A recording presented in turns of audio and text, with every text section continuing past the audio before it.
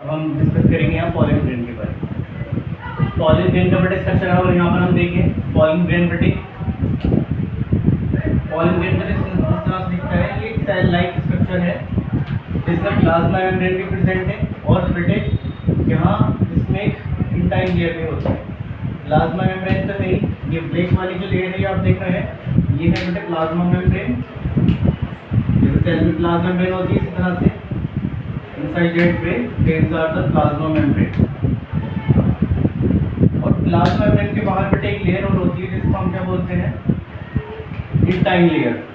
यहाँ एक लेयर और होगी बेटे यहाँ पर, ये इसको हम बोलेंगे इंटाइन लेयर।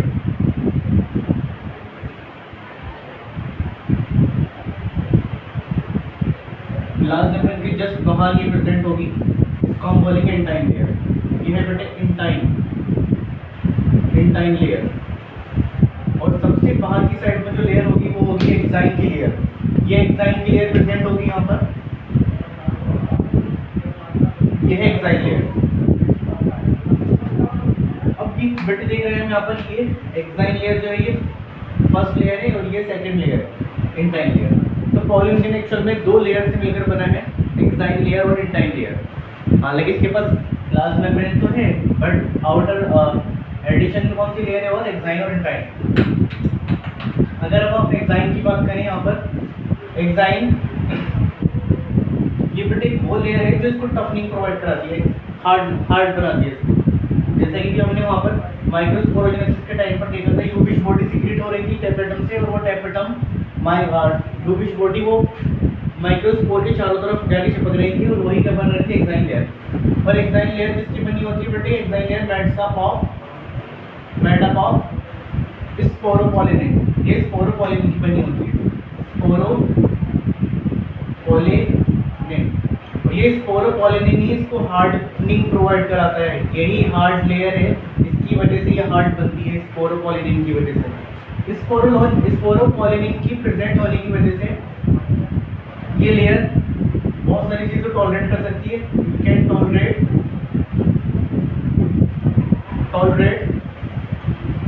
High temperature. अगर बहुत ज़्यादा टेम्परेचर है उसको भी झेल सकती है। मतलब अगर बहुत ज़्यादा टेम्परेचर है तो पॉलिन ग्रेन पे कोई फर्क नहीं पड़ने वाला। Pollen grain as it is वैसे ही बने रहेगा, क्योंकि पॉलिन ग्रेन को बेटे एटमॉस्फेयर में जाना है। तो पॉलिन ग्रेन बहुत सारी चीज़ों से इफेक्ट हो सकता है, बारिश से इफेक्ट हो सकता है, रेन से, हाई टेम्परेचर से, ज़्यादा गर्मी पड़ जाएगी तो, और कोई एंजाइम उसको आगे डिग्रेड कर सकता है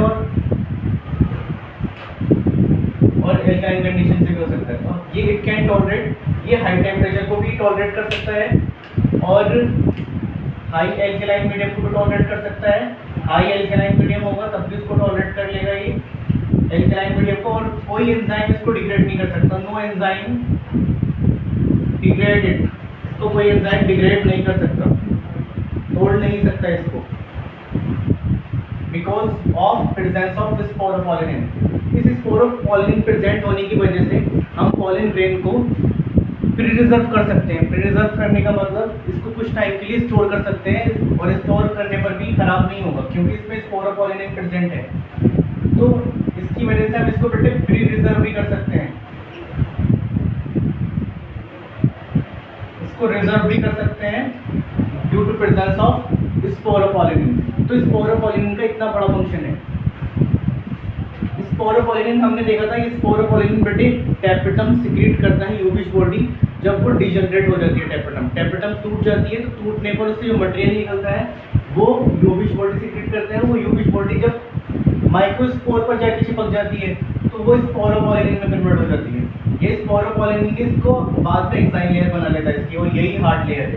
इस हार्ड लेयर की वजह से ये इसके अंदर खूबी दिख रही है, ये इसके अंदर फीचर्स आ रहे हैं। ये हाई टेम्परेचर को भी टॉलरेट कर सकता है, हाई एल्कलाइन मीडियम को भी टॉलरेट कर सकता है, और कोई एंजाइम इसको डिग्रेड नहीं कर सकता है, कोई भी एंजाइम इसको डिग्रेड नहीं कर सकता। अगर हम इंटाइन की बात करें, intine made up of, intine किसका बना होता है, intine made up of cellulose and pectin.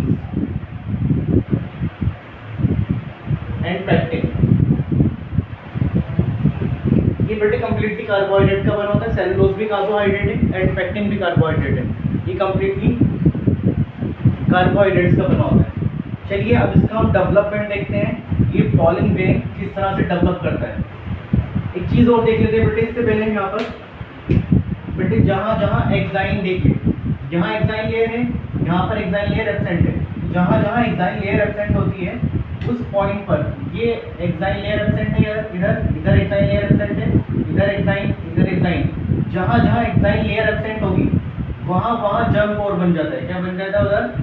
Germ pour. Germ पोर कहाँ बनता है बेटे? Where is exine layer is absent, जहाँ पर एक्साइन की लेयर एब्सेंट होगी वहाँ ये क्या कहलाएगा? एक्साइन लेयर जहाँ एब्सेंट होगी वहाँ ये क्या कहलाएगा? जर्म पोर। और जर्म पोर का बाद में काम आता है जब पॉलन ग्रेन पॉलिनेशन कर चुका होता है, तब इसका फर्दर एक बार डेवलपमेंट और होता है। उस डेवलपमेंट पर ये जर्म पोर इंटाइन लेयर, जर्म पोर से जो इंटाइन लेयर होती है इमर्जेस आउट होती है, इंटाइन की लेयर बाहर निकल कर आ जाती है इस तरह से। सपोज ये इंटाइन लेयर थी, ये इंटाइन लेयर बेटे बाद में इस तरह से फोल्ड होकर बाहर की साइड में आ जाती है और ये क्या बनाती है बाद में? Pollen tube. ये पॉलन ट्यूब बना लेती है बाद में। किसकी फोल्डिंग, किसके और फोल्डिंग है बेटे? ये है इंटाइन की। इंटाइन बाद में इमर्जेस आउट हो जाती है, तो हम बोल सकते हैं कि इंटाइन बाद में क्या हो जाती है बेटे? Emerges out. इमर्जेस का मतलब बाहर निकल कर आ जाएगी।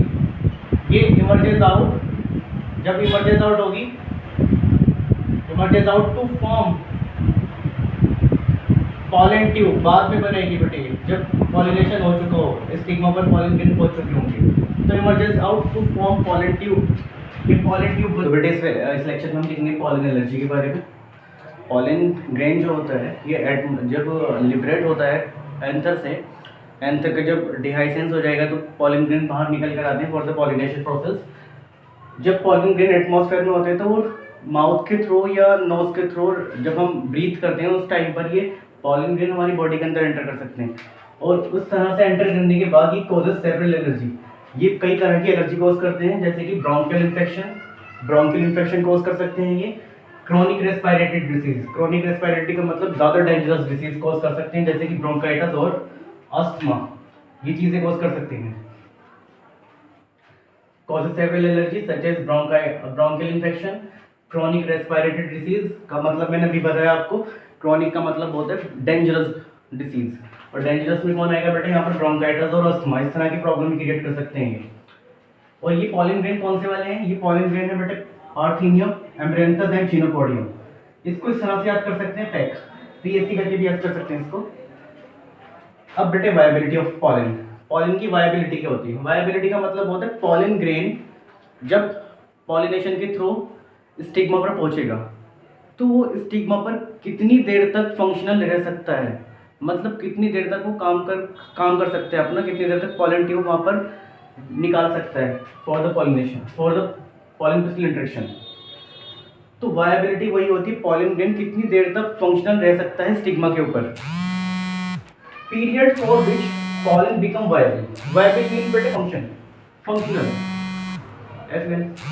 फंक्शनल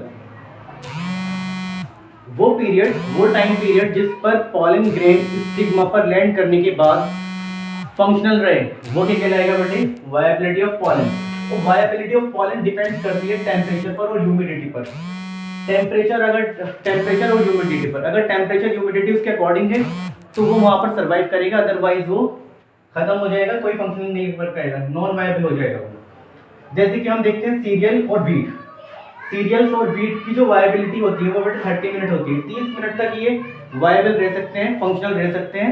30 मिनट तक ये वायबल रह सकते हैं, मतलब पॉलन ट्यूब अंदर निकाल सकते हैं, फर्टिलाइजेशन में अपना पार्टिसिपेट कर सकते हैं। इसके बाद अगर 30 मिनट तक स्टिग्मा पर 30 मिनट हो गए इसको स्टिग्मा पे लैंड किए हुए तो उसकी वायबिलिटी बेटे खत्म हो जाती है अगर 30 मिनट से ज़्यादा हो गए।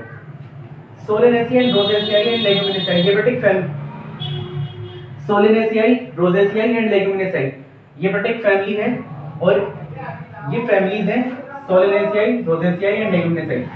इसकी जो पॉलन है वो कई मंथ तक, बहुत सारे टाइम तक ये क्या कर सकते हैं, यहाँ पर सर्वाइव कर सकते हैं। इसकी वायबिलिटी ऑफ पॉलन की मंथ, एक से मंथ काफ़ी मंथ तक होती है, सेवरल मंथ, यहाँ पर लिख सकते हैं सेवरल मंथ तक होती है। एक बेटे टर्म होती है पॉलन बैंक, पॉलन बैंक और देख लेते हैं यहाँ पर बैंक। पॉलन बैंक क्या होता है? पॉलन बैंक का मतलब जैसे हम बैंक में पैसे जमा करते हैं, इसी तरह से बेटे हम पॉलन को भी जमा करते हैं, पॉलन ग्रेन को भी जमा करते हैं, सीड को भी जमा करते हैं। जिस तरह पॉलन को जमा करने के लिए बेटे जो कंडीशन चाहिए होती है, पॉलन बैंक का मतलब होता है प्री रिजर्वेशन ऑफ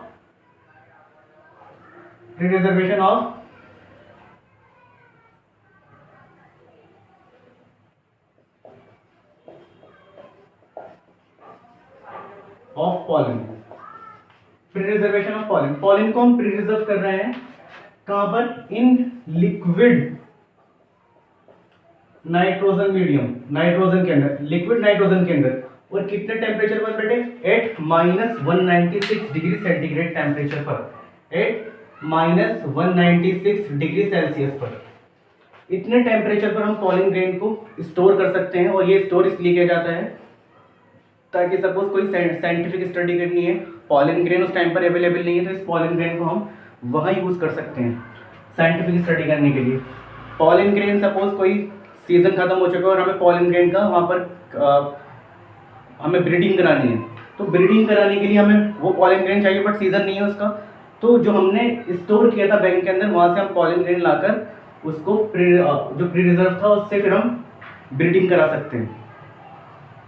तो बहुत सारी प्लांट की स्पीसीज यहाँ से लगभग एक्सटिंक्ट हो चुकी हैं या एंडेंजर्ड में, तो उसके पॉलन ग्रेन को भी उठाकर हमने कहाँ रख दिया है? बैंक में रख दिया है।